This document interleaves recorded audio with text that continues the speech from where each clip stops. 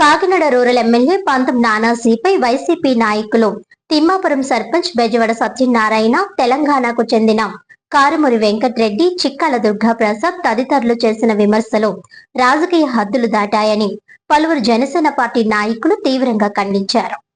ఈ సందర్భంగా ఖాదీ, చేనేత మరియు చిన్న పరిశ్రమల డైరెక్టర్ సిరంగి శ్రీనివాస్ మాట్లాడుతూ గత వారం రోజులుగా రామచంద్రాపురంలో జరిగిన కాపు ఐక్య సమావేశంలో వైసీపీ నాయకులు చేసిన వ్యాఖ్యలపై స్పందిస్తున్నామని అన్నారు. తిమ్మాపురంలో జరిగిన ప్రభుత్వ కార్యక్రమం అనంతరం ఎమ్మెల్యే పంతం నానాజీ చేసిన వ్యాఖ్యలను వక్రీకరించి రాజకీయ లబ్ధి పొందాలని వైసీపీ ప్రయత్నిస్తోందని ఆరోపించారు. నానాజీకి 4 దశాబ్దాల రాజకీయ, సామాజిక అనుభవం ఉందని, ప్రజా సమస్యల పరిష్కారం నిరంతరం కృషి చేస్తున్న నాయకుడిని వ్యక్తిగతంగా లక్ష్యంగా చేసుకోవడం వైసీపీ నాయకుల రాజకీయ దివాలా గోరుతనానికి నిదర్శనమని విమర్శించారు. మేము మాట్లాడితే తప్పు, మీరు మాట్లాడితే సంస్కారమా అని ప్రశ్నించారు. గతంలో వైఎస్ఆర్ కాంగ్రెస్ పార్టీని జైలు పార్టీగా విమర్శించిన నాయకులే నేడు నీతులు చెబుతున్నారని అన్నారు. కాపు సమాజం పేరు చెప్పుకొని రాజకీయాలు చేసేవారు ప్రజలకు చేసిన సేవలు ముందు చెప్పాలని సూచించారు.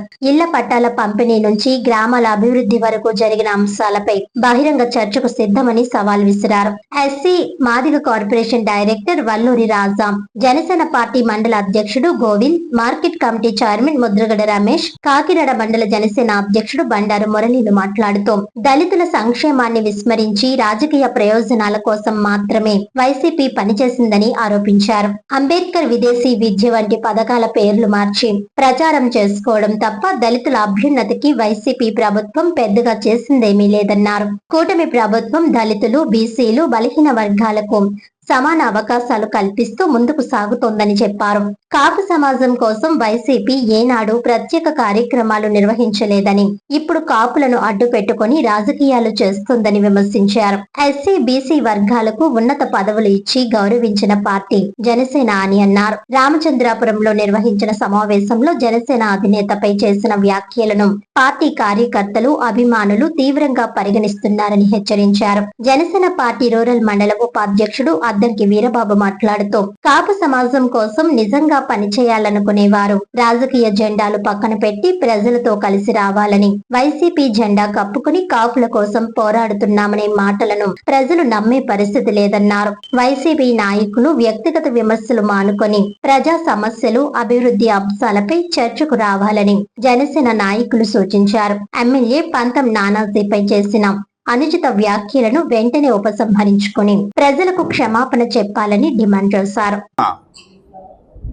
ఎవరో మరి తోట తిమ్మూర్తి గారు మరి కాపు కులాలు అందరూ కలిపి పెట్టిన మీటింగ్ అది.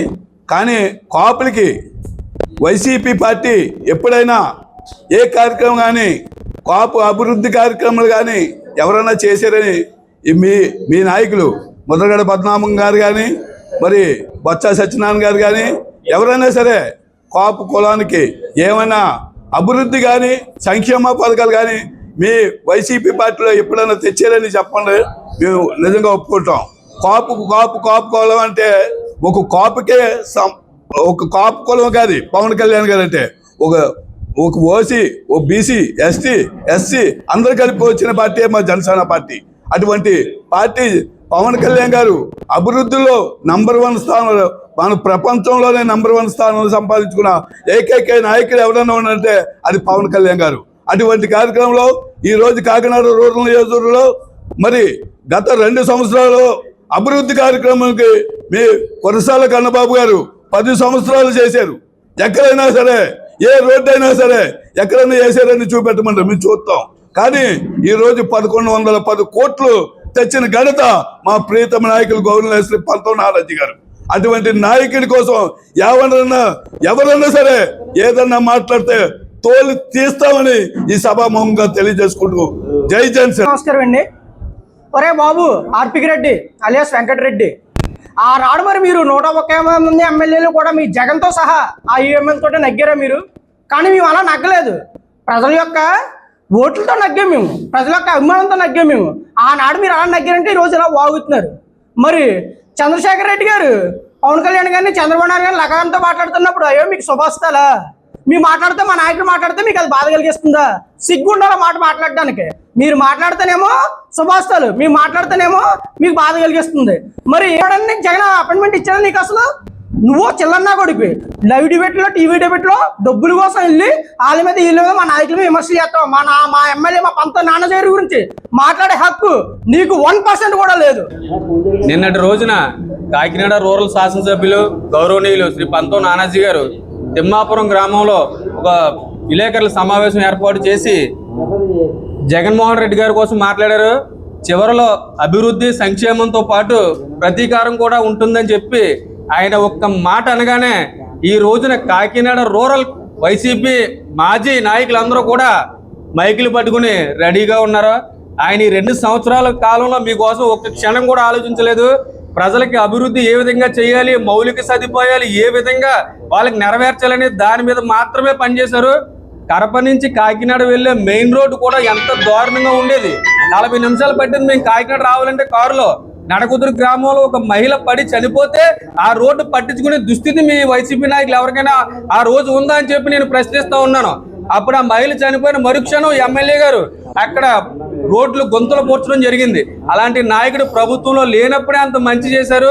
ఈ రోజున అధికారంలోకి వచ్చాక ప్రజలకు మంచి చేయడమే తప్ప వేరే ప్రతీకారం కోసం ఆలోచిస్తే మీరెవరో కూడా ఈ రోజున మైకు పట్టుకుని మాట్లాడే పరిస్థితి ఉండదని చెప్పి మీకు మీడియా ముఖంగా తెలియజేస్తున్నాను.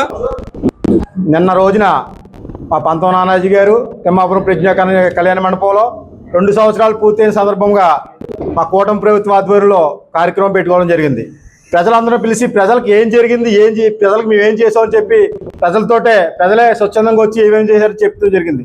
కానీ అక్కడ తోట తిరుమతులు గారి ఇంటికాడ మన కాపు రెడ్డి నాయకులందరూ కూడా ఒక మీటింగ్ పెట్టుకుని పవన్ కళ్యాణ్ గారి గురించి ఇష్టం వచ్చినట్టు మాట్లాడడం జరిగింది. ఇది చాలా దారుణం. మీరందరూ కూడా గతంలో ఏం చేశారు? ఎప్పుడన్నా పవన్ కళ్యాణ్ గారు ఒక నాయకుడు ఒక కులాన్ని గురించి ఒక ముందుకు వచ్చిన నాయకుడిని ఇలా కించపరిచి ఎలా కులం నుంచి కింద తొక్కేద్దామని చెప్పి అనుకున్న నాయకులు ఎవరినో మీరే సందర్భం తెలియజేస్తున్నాం.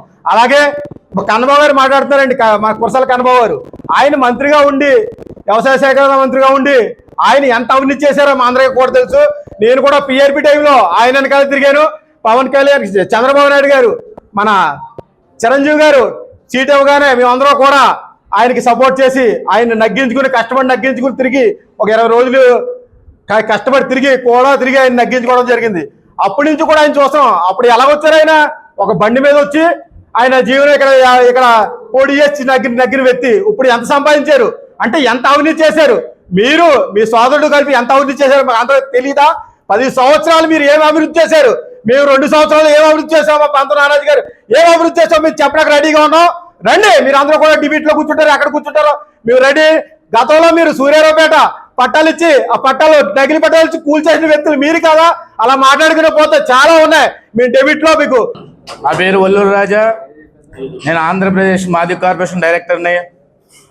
మరి నిన్న జరిగిన కాకినాడ రూరల్లో మా పంత నానాజీ గారు ప్రెస్ మీట్లో జరిగిన సంభాషణ బట్టి కారుమూరి వెంకటరెడ్డి ఆడు పేటీఎం బ్యాచ్ గడు, నువ్వెంత నీ బొతికెంతరా, నువ్వెవడవరా అసలు మా పంత నానాజీ గారు అన్నానికి నువ్వు ఎవడవే అసలు అని అడుగుతున్నా. నువ్వు డబ్బులు తీసుకున్నావా మాట్లాడావా అని పోయే పేటీఎం గడివి. మా పంతం నానాజీ గారు అక్కడ దళిత డాక్టరా అని కాదు, ఆ సంభాషణ గుర్తుపెట్టుకో. ఆ తర్వాత దానికి పశ్చాత్తాపడి ఆయన దీక్ష చేశారు. అది మా నాయకుడి లక్షణం.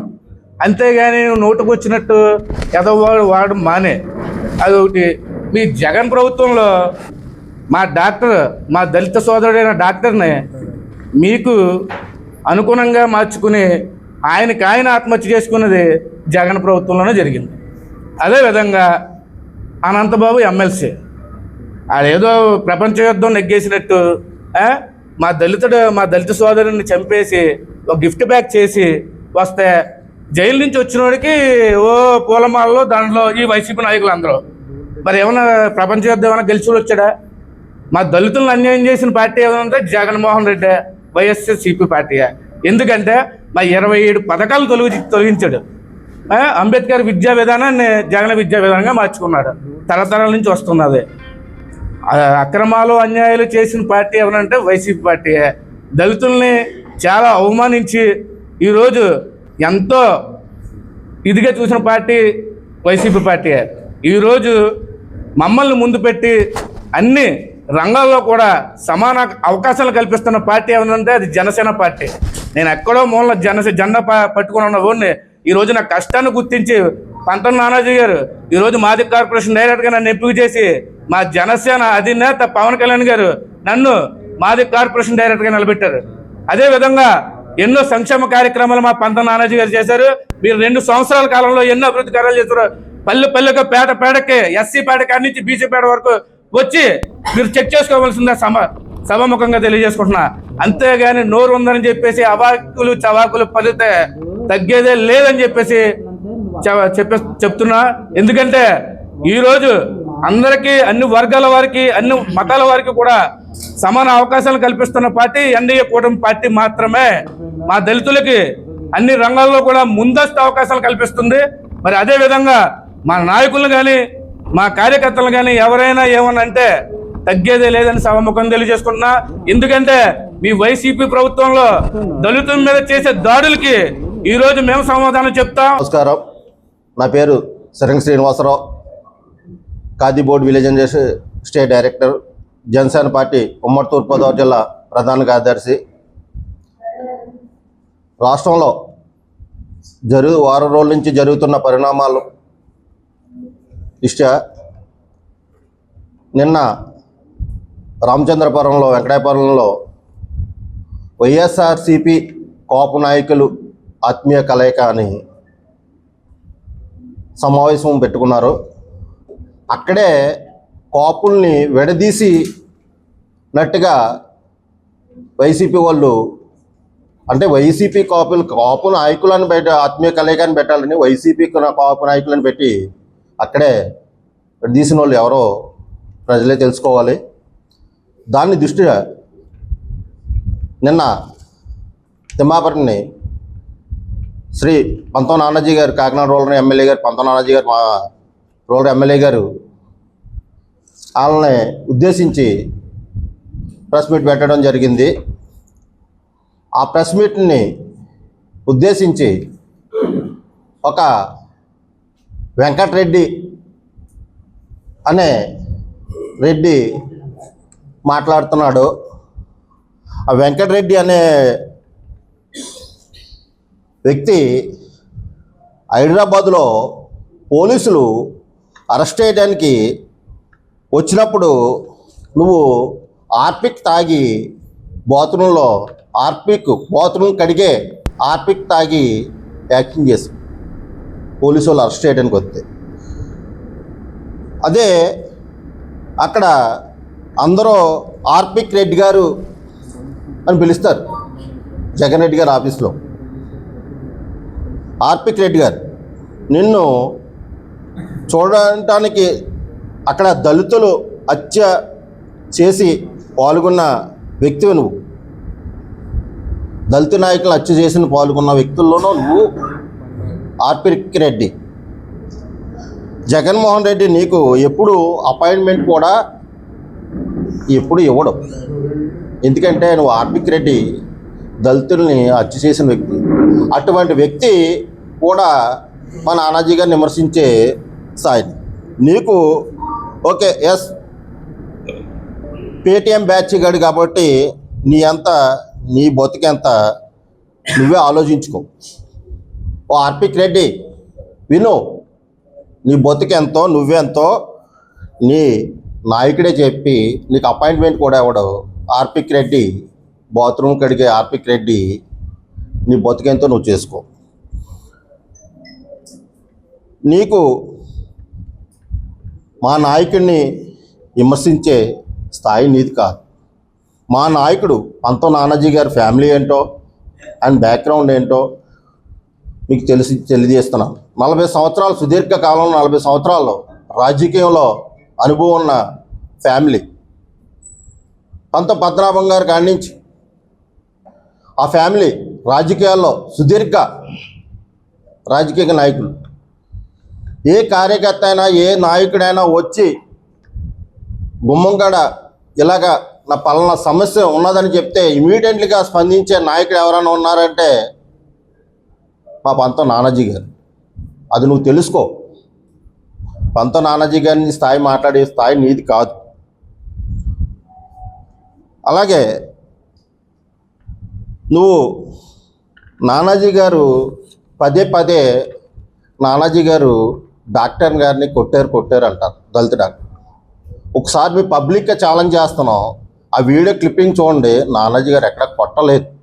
అక్కడ జరిగిన పరిణామాలు చూసి తర్వాత పరిణామాలు కూడా ఆలోచించుకుని మాట్లాడవలసిందిగా కోరుతున్నాను. ఇంకోటి, జగన్ రెడ్డి అంటారు. అక్కడ ఉన్న నాయకులే కొంతమంది జగన్ రెడ్డే కాదంటున్నారు. మరి ఏంటో ఆలోచించుకుని అక్కడ ఉన్న నాయకులే కలుసుకో. అలాగే ఇక్కడ కురసాల కన్నబాబు గారు మాట్లాడుతూ సంస్కారాల గురించి మాట్లాడుతున్నారు. గతంలో ఇదే సంస్కారం నేర్పే వ్యక్తి గతంలో పక్కన నియోజకవర్గంలో ఉన్న ఒక నాయకుడు, ఒక పార్టీ నాయకుడిని, ఒక మాజీ సీఎంని మాట్లాడినప్పుడు అప్పుడు నీ సంస్కారం ఏమైపోయింది?